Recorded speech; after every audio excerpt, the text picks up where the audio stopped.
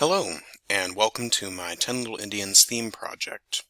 The story I'll be doing today is Do You Know Where I Am by Sherman Alexie, and the theme I'll be covering is relationships.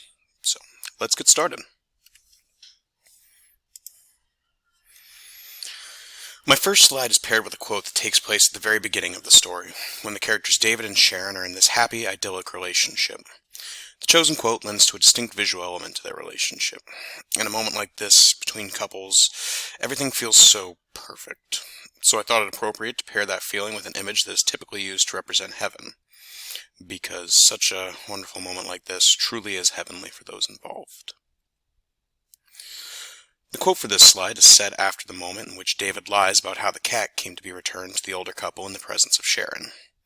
This leads to Sharon taking a physical break for their relationship.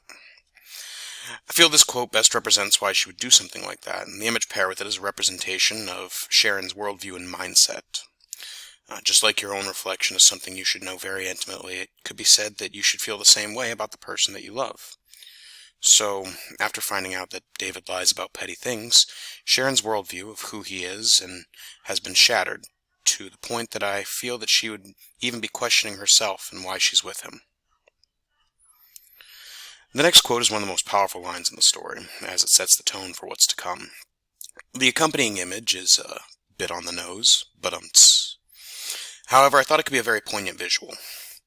The concept of marriage is a very powerful and sacred bond, and when it's paired with a ridiculous Pinocchio nose, the sanctity and power of this union loses a bit of the gravity.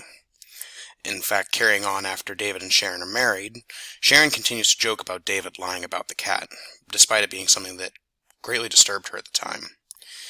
There seems to be an element of ridiculousness in their relationship from this point, perhaps even Sharon not taking it seriously. The next quote and image pairing could be another case of something being rather on the nose. However, I'd like to look a little more deeply into it. In this moment, David and Sharon's relationship is very weak, as Sharon has just come back to David after taking some time away for herself. However, a great deal of trust has been lost between them. The champagne glass in the image is a lot like their relationship at this time. It retains the shape of looking like a glass, just as David and Sharon look like they're in a relationship. However, there's no possible way that this glass could hold any sort of liquid, just as, despite appearing to be in a relationship, David and Sharon are severely lacking in trust. And what is a relationship without trust? The next slide is a huge turning point in the story, as this is David's response to finding out that Sharon has been having an extramarital affair. In my mind, David's world has been turned upside down. Another good point about this image and how it comes to represent David is that despite there being a city above the man, he is still very much isolated in sort of this white void, which is what I imagine David would be feeling. Finding out that the person you love the most and are closest to, and then they have delivered this ultimate betrayal of trust to you, would leave someone feeling very, very alone. The next line gives great insight into how David is handling the revelation of his wife's affair. When she starts to show regret and remorse for her actions, David cuts her off. In his mind, she should not be able to take any of the pain from this situation for herself, and he should be the one feeling all the pain in this moment. The image here best represents that mentality by showing that in David's mind, the scales are definitely not balanced. Our next slide shows the immediate aftermath of the two of them talking about the affair, and the quote comes from Sharon's point of view. Now, of course, I had to use a shattered clock, showing that no matter how much she wishes it, there's no going back, and that one way or another they have to move forward from this moment. Interestingly enough, I'm not so certain that Sharon is entirely referring to wanting to take back just the affair.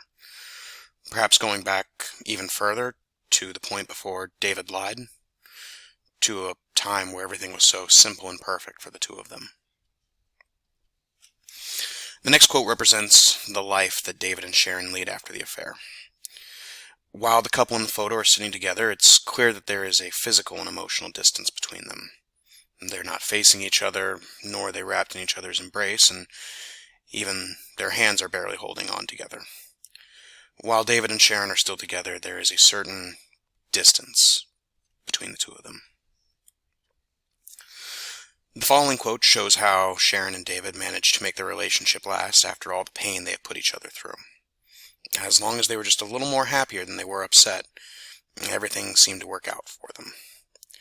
I feel it's fairly self-evident how this image relates to that, as there's this beautiful sunny afternoon that's staying just ahead of dark storm clouds, just as David and Sharon's happiness must stay just ahead of their past pain in order to continue to be beautiful.